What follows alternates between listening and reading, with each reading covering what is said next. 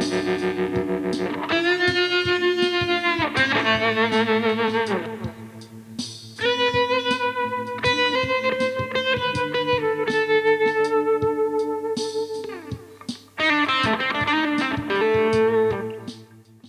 a lot going on in this episode, and it all starts with Vangoa. This young startup challenged me to test their new pedal board, an offer I was happy to embrace. But let's be honest, showing a pedal board without pedals is like handing someone an empty wallet. A pedal board calls for action, so I carefully selected a lineup of premium quality pedals. Of course, we are not going for a boring, predictable pedal chain. Especially when it comes to gain pedals, we have all seen anything and everything. That's why I'm particularly proud to showcase something truly original, inspired by the recent documentary Becoming Led Zeppelin. We'll hunt for that era's legendary tone with a brilliant new stompbox from Skreddy Pedals. And our journey doesn't stop there. We'll be checking out more top pedals for tone gourmandizers from Surfy Industries, Cusack Music and Nux. And to top it off, we'll add flexibility by splitting our guitar signal into a versatile stereo output. Welcome aboard!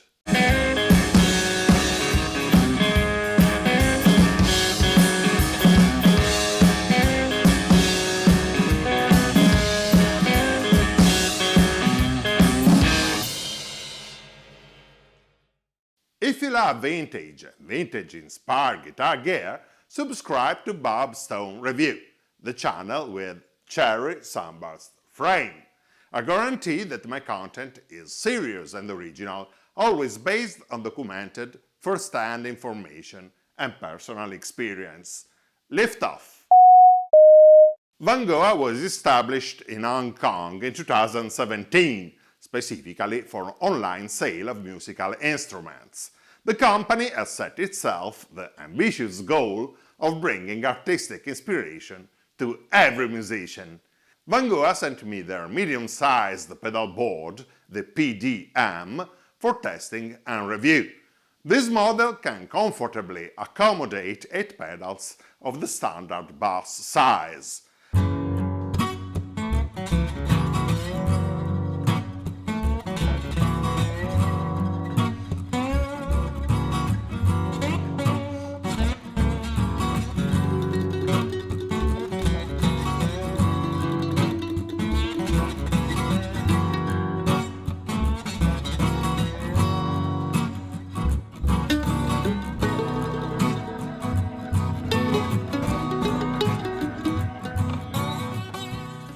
I would like to remark that the company could improve its branding and communication for better market impact. In fact, the brand is not highly noticeable on the bag, and the pedalboard model name is not clearly displayed on the website. Additionally, the carrying bag's pearl grey color seems too delicate for dirty rehearsal rooms and dusty music venues. That said, these are more suggestions than criticisms. Any concern disappears the moment you open the carrying bag. The Vangoa pedalboard immediately stands out with its original design and high-quality construction, making it a winner in terms of price-to-quality ratio. Its core is crafted from a single rugged piece of bent anodized aluminium, ensuring a solid yet lightweight build. 2 foldable legs provide a comfortable and stable tilted position and allow an easy transport. The pedalboard features an integrated isolated power supply that appears reliable, quiet and versatile. It offers a generous array of connections, including 10 9-volt outputs of various amperages, as well as separate 12 and 18-volt outputs. Cables of various lengths make it easy to achieve a clean layout beneath the pedalboard base. Vangoa has also thought of stage appearance. They added a strip of LED lights that reacts either to ambient sound or to an input audio signal, creating a music-responsive lighting effect.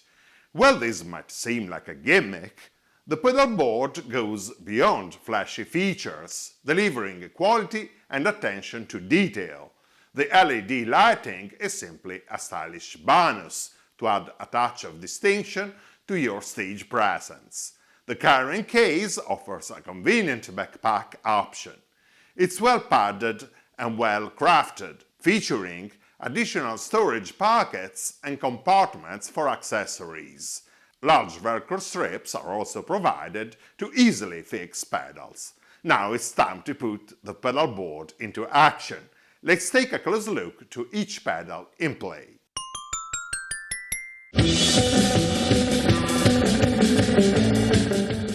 My friends of Surfy Industries know how to ride the right waves. The Swedish company has become a guarantee for top pedals. Surfy Industries took its first steps in 2016. Their focus is on analog pedals, inspired by glorious vintage equipment, with an eye on modern technologies for increased flexibility.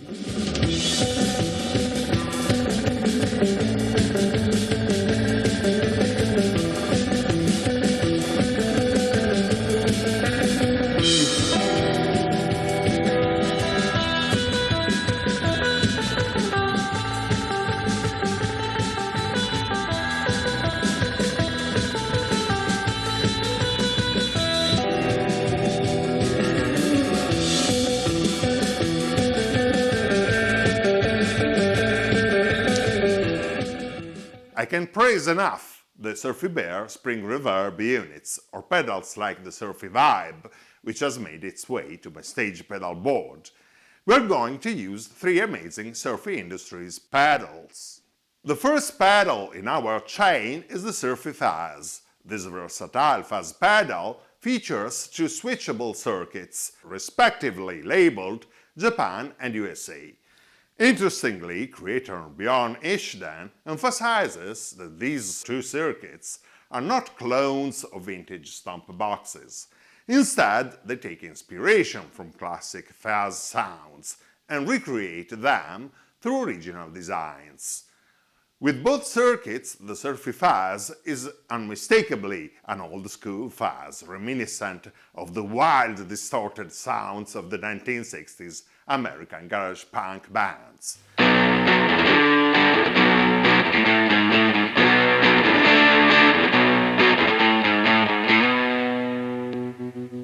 The USA side is based on the legendary Must Right Fuzz Right, or more exactly, on its version modified by guitarist Garrett Immel, known as the D67 circuit.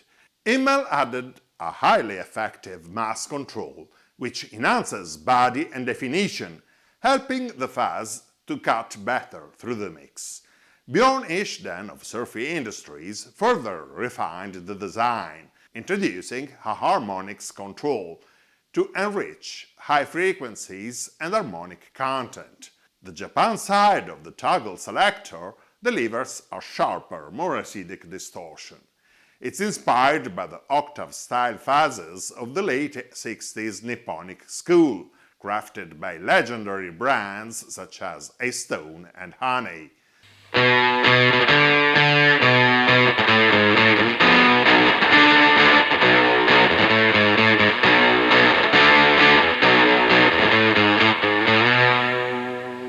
Thanks to the innovative mesh and harmonics controls, these vintage-inspired tones can also be smoothed out. Furthermore, this pedal can operate at up to 18 volts DC, which we are doing for increased headroom, thanks to the flexible power supply of the Vangoa Pedalboard.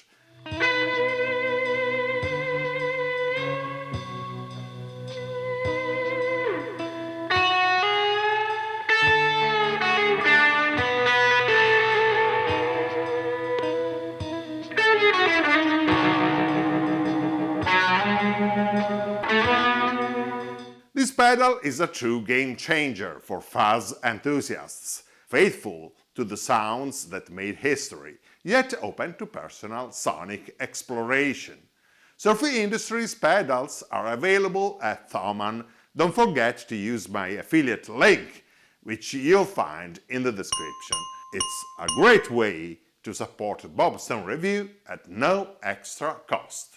For the Vangoa Pedalboard and for the other boutique pedals we'll see in a while, please check the links in the descriptions.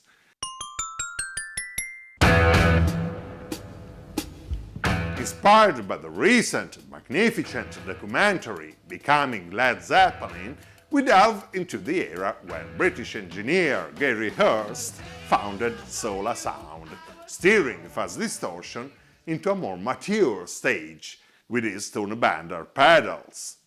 As seen in this movie, Jimmy Page recorded the iconic debut album with his Dragon Telecaster he calls the Excalibur, plugged into a Sola Sound Tonebender Mark 1.5 and a small Super 1606 combo amplifier. This low-wattage amp was nicknamed the Skunk due to the large white stripe surrounding its cabinet.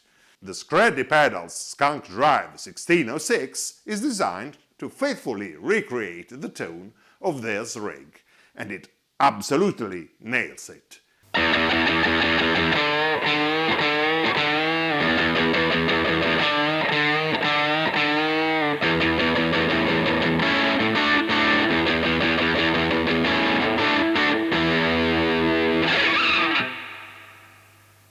You can effortlessly get the sound heard in timeless classics such as Communication Breakdown.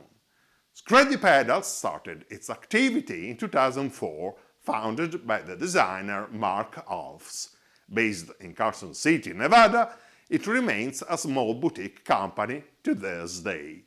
One standout in the Skreddy Pedals lineup is the Lunar model, regarded as one of the finest silicone fuzz pedals on the market. The Skunk Drive 1606 tames fuzz distortion into a well-biased overdrive, blending fuzz voicing with the warmth and character of a small tube amplifier. Another strength of this pedal is its high responsiveness to playing dynamics and guitar volume adjustments. These impressive results are achieved with just two simple controls. Increasing the drive knob boosts the top end, while dialing it back delivers warmer tones with a pleasing mid-range presence. This allows to easily range from a round bass tone to cutting solo distortion.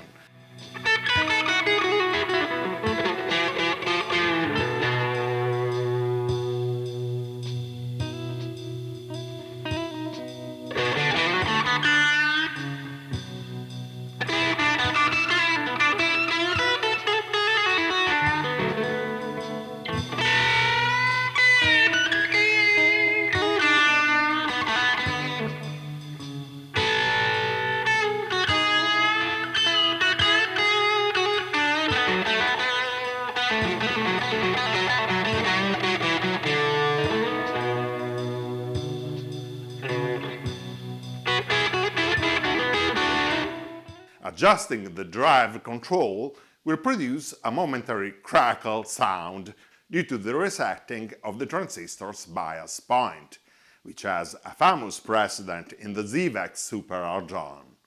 Mark Alfs is a genius. This apparently simple pedal really has an effective double action, combining ringing sustain with throaty overdrive.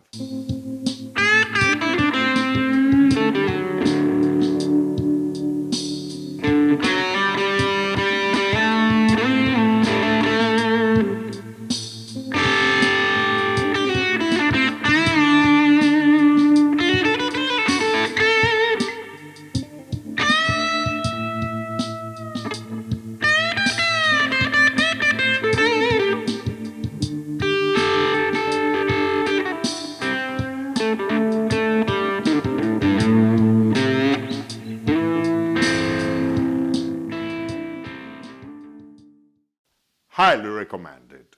Let me introduce you the following pedal with just a few seconds of nerdy speech. Guitar amplifier enthusiasts are familiar with tube or solid-state rectifiers, which convert AC current into DC voltage to power the amplifier's main circuit. Lesser known is that fixed bias amps used an additional rectifier to generate the negative grid bias voltage for power tubes.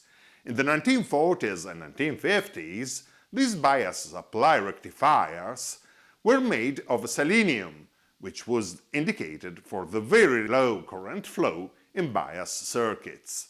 As technology advanced, selenium rectifiers were replaced by silicon diodes, which were more efficient, reliable, and compact, and boasted a longer lifespan. Selenium rectifiers, by contrast, were bulky, had inconsistent voltage, and would eventually fail, producing a distinctive rotten egg smell. By the early 1960s, silicon diodes had become the standard. The 1959 Bassman 5F6A and other Tweed-era Fender amplifiers still employed selenium rectifiers. Cusack Music is a family-run business located in Holland, Michigan, USA. Founded in 2002, the company quickly evolved from a garage side project into a fully developed pedal manufacturer, producing effects both under its own brand and for third-party companies. The founder, John Cusack, started his career in an amp repair shop, where he saved a stash of these old selenium rectifiers.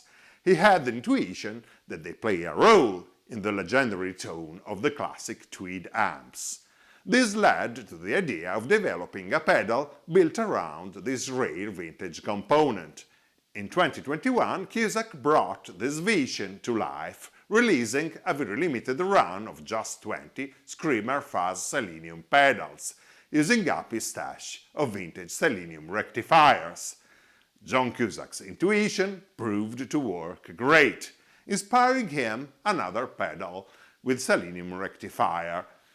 It took over a year of searching to locate a reliable supply of these rare and expensive components. With the supply finally sourced, Cusack introduced this Project 34 Selenium Rectifier Pre drive. The number 34 in the pedal's name refers to the atomic number of selenium in the periodic table of elements, emphasizing the centrality of its main component. The Project 34 is not easily categorized.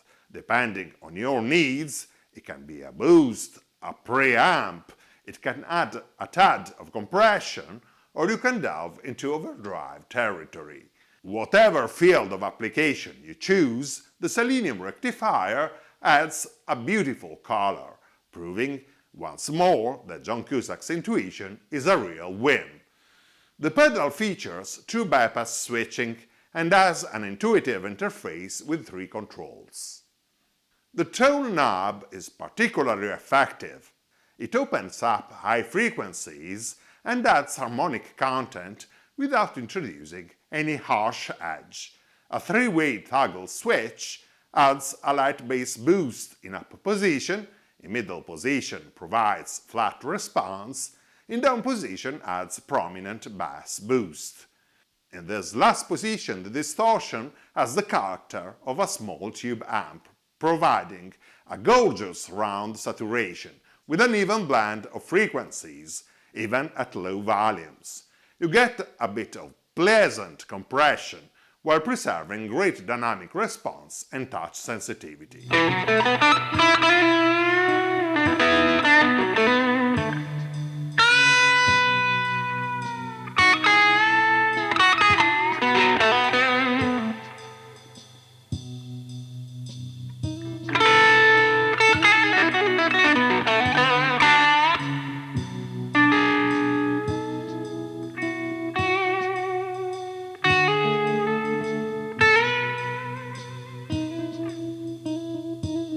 It runs on a standard center negative 9V DC power supply and requires a generous 500 mA of current.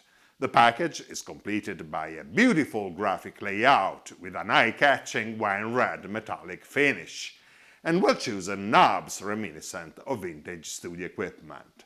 It's one of the best gain pedals I've ever come across. Hurry to grab one while you can.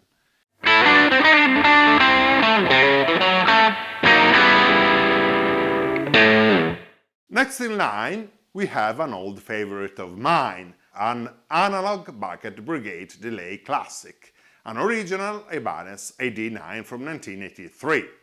I've owned it for many years and I still consider it one of the sweetest sounding BBD delays. For tremolo, I chose another outstanding pedal from Surfy Industries, the Surfytrem Deluxe, an upgraded stereo version of the Surfytrem.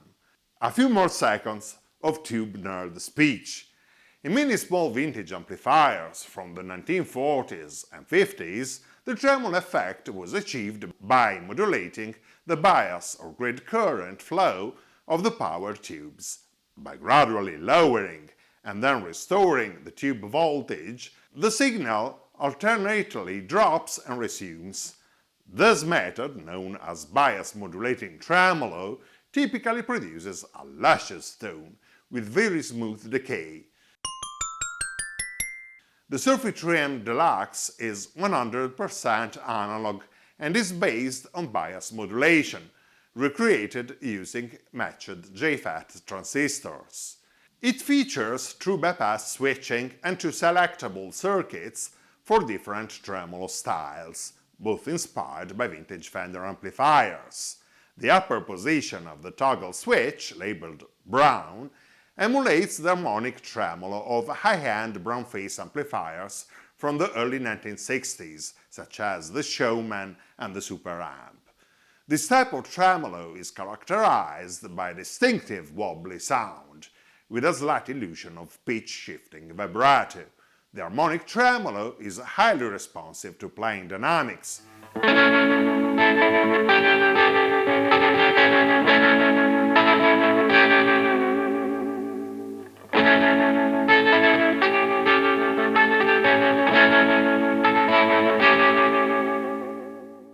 The down black setting mimics the sound of photocell tremolo found on most amplifiers of the blackface period of the mid-1960s, or from the silverface era of the 1970s.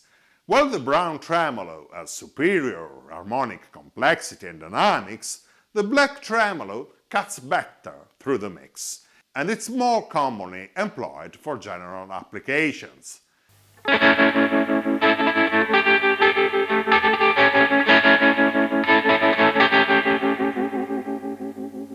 The regular drops in level of a tremolo give the listener a perception of volume loss, even if the signal technically matches the unity level. The Surfytrem Deluxe features a volume control to compensate this perceived volume drop, providing up to 6 decibels of volume boost. This pedal boasts an extended supply voltage range, accepting from 9 to up to 12 volts DC. To take full advantage of the Vangoa power supply, I'm running it on 12 volts. The right channel input also serves as mono input, allowing you to split the signal into two different outputs. Interestingly, the modulations of the left and right channels go in opposite phase, creating a cool stereo panning effect. At this point, we plug the left output into the amplifier and the right output to the Nux loop station. The JTC Drum & Loop Pro NTL5 is part of the Verdugo line from the broad Nux catalog. It's an affordable yet complete dual-switch looper. It features 40 pre-recorded drum patterns in various music styles and time signatures, along with 256 internal memory slots and a virtually infinite recording time of up to 6 hours. I just updated the firmware to the latest version, which includes improved drum patterns. The rhythm foot switch on the right controls independently the drum patterns and adds drum fills when pressed during playback. The drum sounds are convincing, with the shuffle rhythm patterns being particularly cool. Through the menu settings, you can deliberately reduce the frequency range of the drums to optimize the signal for smaller practicing amplifiers. This looper features two stereo outputs. The right output can be used for IPA system, with the option to activate a speaker cabinet emulator to smooth out the direct signal. Additionally, these outputs can be assigned different signals via the menu.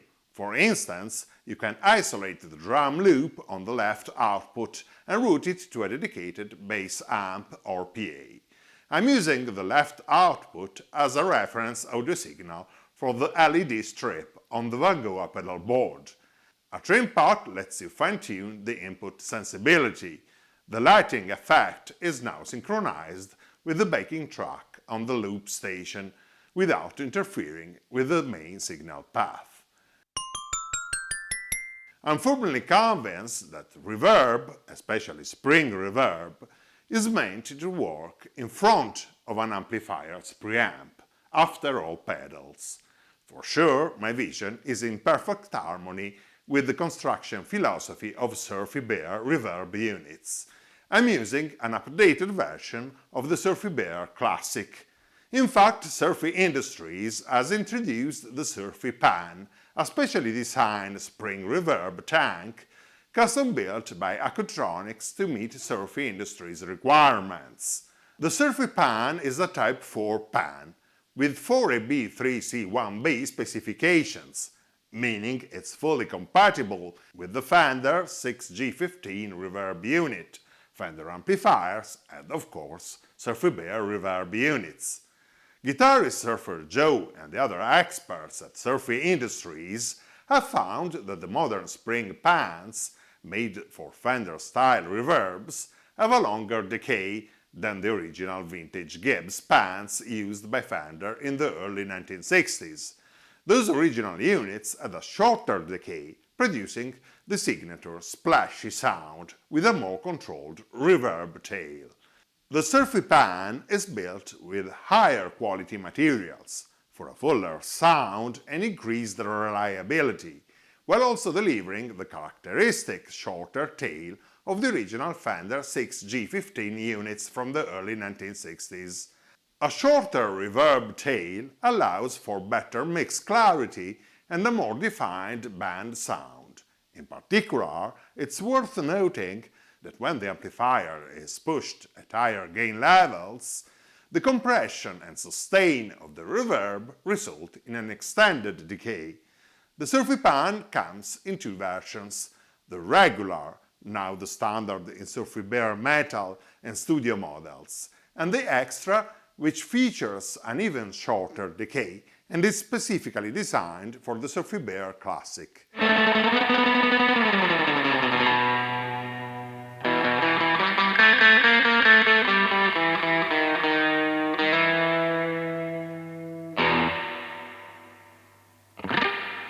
Our pedalboard is finally ready to hit the stage. I hope you have as much fun exploring these pedals as I did. Find them through the links in the description. Shoot your thoughts and feedbacks in the comments below. Subscribe now and click the bell to keep posted.